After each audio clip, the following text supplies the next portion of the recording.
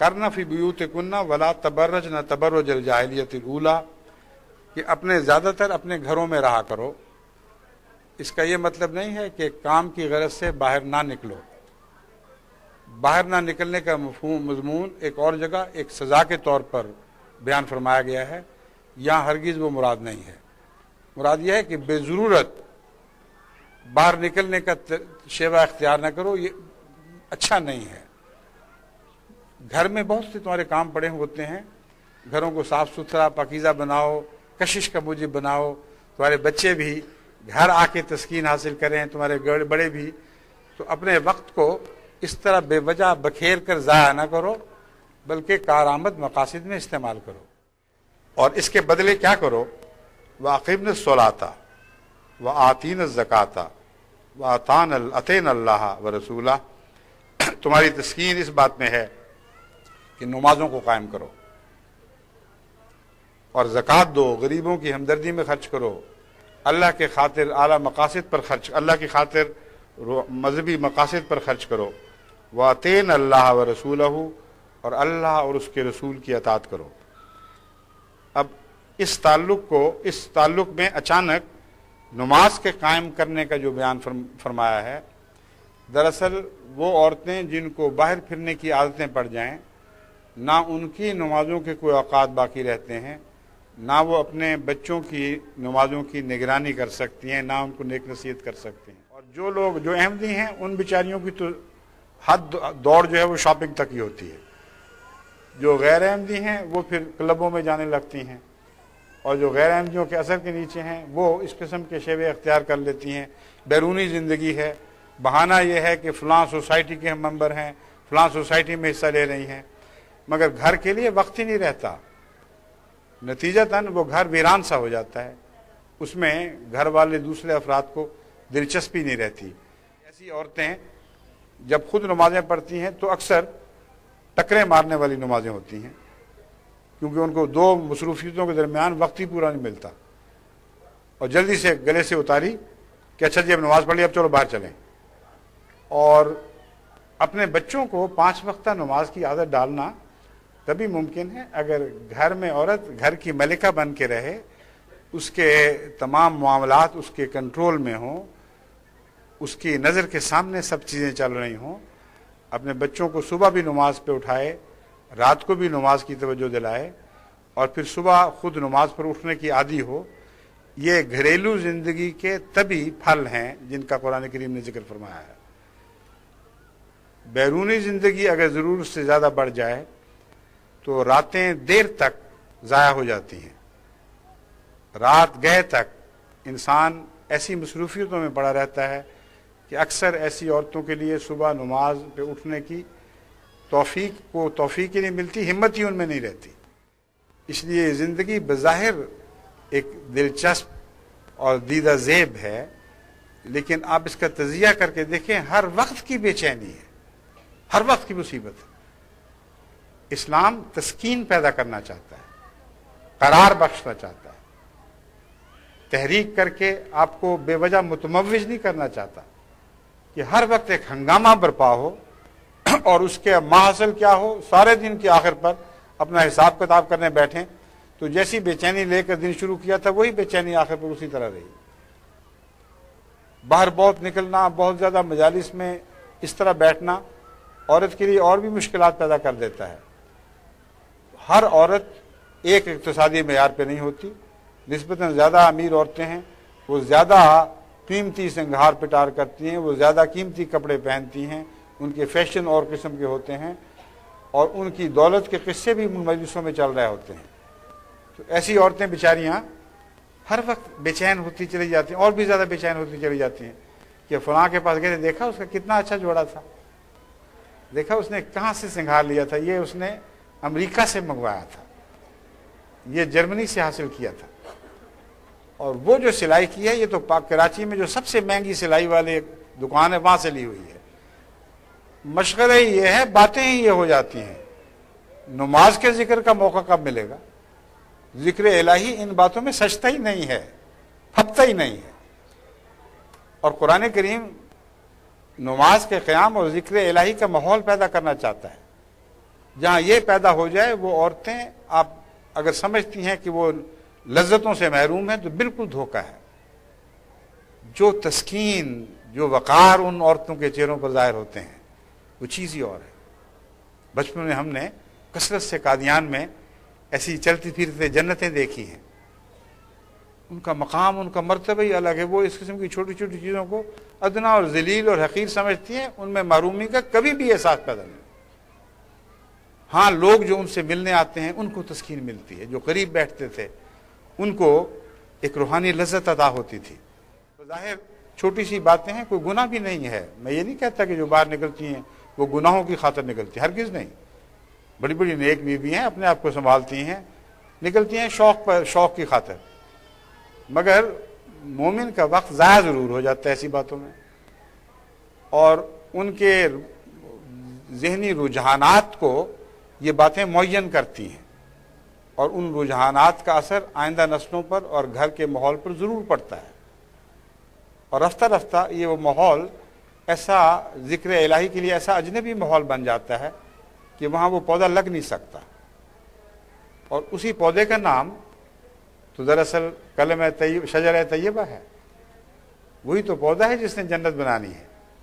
بس گھر میں اگر اللہ کے ذکر کی باتیں ہوں، خدا کی محبت اور پیار سے آپ کی زندگیاں تسکین پانے والی ہوں، اور پھر جو عورت کی طبی ضروریات ہیں جس کو خدا تعالیٰ نے خود بیان فرمایا ہے اس میں بھی دلچسپی ہو، وہ بے رونق اور بدزیب دکھائی نہ دیں، سلیقے والیاں ہوں، لیکن متداول مزاج کی، متناسب زندگی اختیار کرنے والی، تو ان پر کوئی گناہ نہیں ہے. چنانچہ اللہ تعالیٰ یہ ذکر کرنے کے بعد فرماتا ہے نمازوں کو قائم کرو، تمہارا اولین فرض ہے.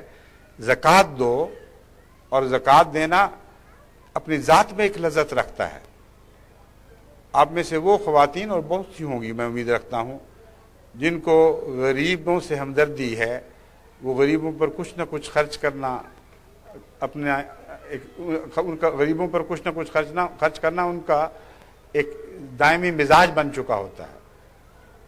وہ جانتی ہیں کہ جو کسی غریب کی ضرورت پورا کرنے میں لذت ہے وہ کسی سے کوئی تحفہ پانے میں لذت نہیں ہوتی. زمین آسمان کا فرق ہے. کہاں وہ لذت کہ کسی بھوکے کو آپ کھانا کھلانے کے موجب بنے، کسی غریب عورت کو جو تن ڈھانپنا چاہتی ہے مگر تن ڈھانپنے کے لیے کپڑے نہیں، اس کو مخفی ہاتھوں سے کپڑے پہنائیں، اور یہ جانتے ہوئے کہ اللہ کی پیار کی نظریں آپ پر پڑ رہی ہوں گی.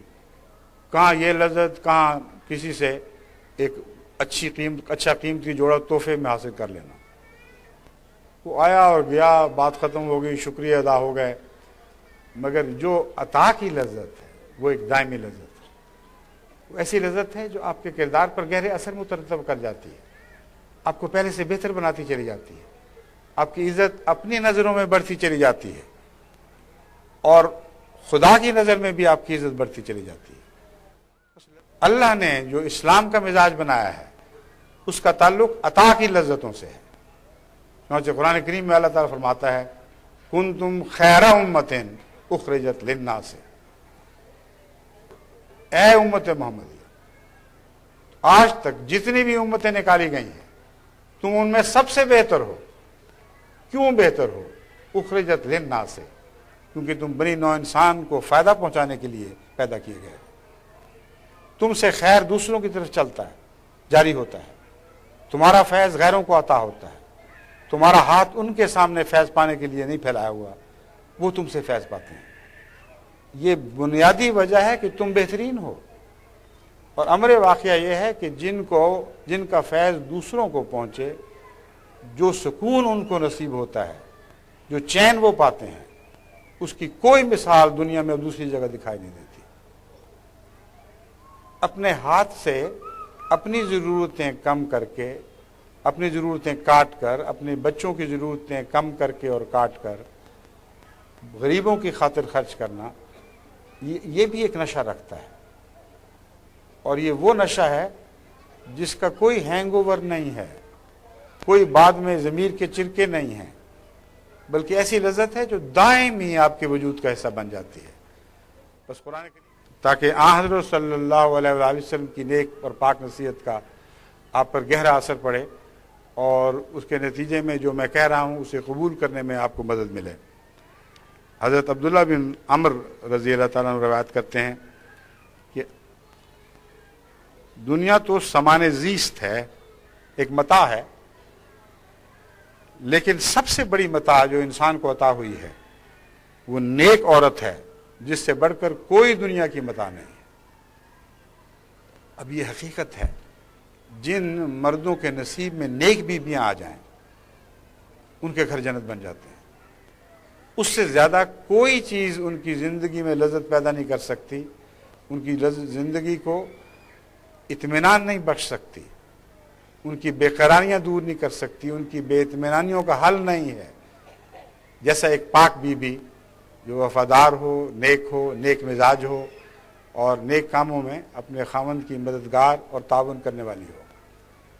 ایسی عورتوں کی ضرورت نہیں شکل اچھی ہو، اچھی شکل کرنے والی اگر عادتیں بد ہوں تو بعض وقت تھوڑی دیر میں ان کی شکلیں بہت ہی بری لگنے لگ جاتی ہیں۔ جتنی اچھی صورت ہو، بد عادتیں ان کو اور بھی بدزیب دکھانے لگتی ہیں، وہ منہ کو آتی ہیں کہ یہ کیا شکلیں دیکھو اور عادات دیکھو۔ لیکن اگر بدصورت عورت ہو، وہ سمجھتی ہے بعض دفعہ کہ اللہ تعالیٰ نے مجھے حسن نہیں دیا، حالانکہ اللہ تعالیٰ نے اس کو ایک حسن کی صلاحیت بخشی ہے۔ بدصورت عورت بھی ہو اور نیک ہو، فطرتاً نیک مزاج ہو، تو لازماً اس کا اثر اپنے خاوند پر اور اپنے ماحول پر بالآخر ضرور غالب آتا ہے۔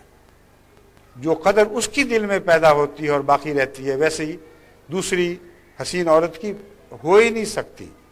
حسن تو چند دن میں اپنی لذت کھو دیتا ہے، اس سے اشنائی اس کی لذت کو بوسیدہ کر دیتی ہے، مگر نیکیوں سے اشنائی لذتوں کو دوام بخشنے والی ہے۔ کبھی کوئی انسان کسی نیکی سے بور نہیں ہوتے دیکھا، نہ ہو سکتا۔ عبادت کی جو اعلیٰ قدریں ہیں وہ ایک نیک بیوی کے رفاقت سے انسان کو نصیب ہوتی ہیں، اور یہ جو جنت ہے یہ آئندہ نسلوں میں جاری و ساری ہو جاتی ہے، آئندہ جنتوں کے قیام کے لیے ضروری ہو جاتی ہے۔ اس پہلو سے آپ کو پردے کی روح کو سمجھ کر، اپنے اوپر پابندی سمجھ کر اختیار نہ کریں، بلکہ یہ سمجھیں کہ آپ کو عظیم نصیحتیں کی جا رہی ہیں، مردوں کی غلامی سے آزاد کیا جا رہا ہے۔ بے پردگی کی تعلیم دینے والے مرد ہرگز آپ کی خاطر یہ نہیں کر رہے، اپنے نفس کا کھلونا بنانے کی خاطر یہ کر رہے ہیں۔ اسی لیے دنیا کی سب سے زیادہ مہنگی انڈسٹری کاسمیٹکس کی انڈسٹری ہے، جہاں ارب ارب ڈالر وہ کھینچ کر لے جاتے ہیں، اور مرد چاہتے ہیں کہ عورت کو اور ننگا کریں اور دکھائیں، اور وہ اور محتاج ہوں آرٹیفیشل ذرائع کے، مصنوعی حسن کی تعمیر کی اور محتاج ہوتی چلی جائیں، اور اس طرح ان دنیا کی دولتیں چند ایسے ہاتھوں میں سمٹتی جائیں جن کا مقصد سوائے اس کے کچھ نہیں کہ عورت کو ایک بے عزت کھلونے کے طور پر دنیا کے سامنے پیش کریں۔ قرآن آپ کی عزت قائم کرنا چاہتا ہے، حضرت صلی اللہ علیہ وآلہ وسلم آپ کی عزت کا قیام چاہتے ہیں، ہرگز آپ کو بے وجہ پابند نہیں فرمانا چاہتے، اور آپ کی تو ادا سے یہ بات پھوٹتی تھی۔ دیکھیں کون نبی ہے جس نے یہ کہا ہو کہ تمہاری جنتیں تمہارے ماؤں کے قدموں کے نیچے ہیں؟ نکال کے تو دکھائیں، تمام دنیا پہ نظر ڈال کے دیکھ لیں، محمد مصطفیٰ صلی اللہ علیہ وآلہ وسلم کے سوا دنیا کا کوئی نبی نہیں ہے جس نے عورت کو ایسا عزت کا مقام بخشا ہو۔ تمام اسلامی تعلیم، تمام مذاہب کی تعلیم دراصل اسی مقصد کے لیے ہے کہ انسان کو جنت عطا ہو، اور محمد رسول اللہ علیہ وسلم فرماتے ہیں تمہاری ماؤں کے قدموں تلے تمہاری جنتیں۔ کتنا بڑا وسیع مضمون ہے۔ اس مضمون کا اس سے بھی تعلق ہے جو میں ابھی بیان کر چکا ہوں۔ اگر مائیں جنت بنانے والی ہوں گی تو ان کی قدموں سے ان کی اولادیں جنتیں لوٹیں گی، اور وہ جنتیں وراثتاً آگے چلتی چلی جائیں گی۔ لیکن اگر مائیں ایسی نہ ہوں تو انہی قدموں کے نیچے جہنم بھی ہو سکتی ہے۔ بس جس تعلق میں حضرت صلی اللہ علیہ وآلہ وسلم عورت کا مقام اور مرتبہ پیش کر رہے ہیں، اس تعلق کو سمجھیں، اس مضمون کے حوالے سے اس حدیث کا معنی سمجھنے کی کوشش کریں۔ باریک باتوں میں کا خیال رکھا۔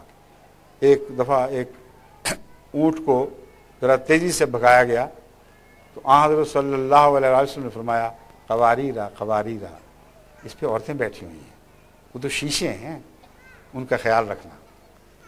اس باریک نظر سے آپ نے عورت کا خیال رکھا ہے کہ وہ گھر جو اسلام بظاہر عورت کے سپرد کرتا ہے، اس میں بھی آن حضرت صلی اللہ علیہ وسلم سب مردوں سے بڑھ کر اپنی بیویوں کے مددگار ہوتے تھے، بلکہ بعض دفعہ ان سے بڑھ کر گھر کے کام کر لیا کرتے تھے۔ بس یہ وہ دونوں کا باہم نیکیوں پر تعاون ہے جو دنیا کو جنت عطا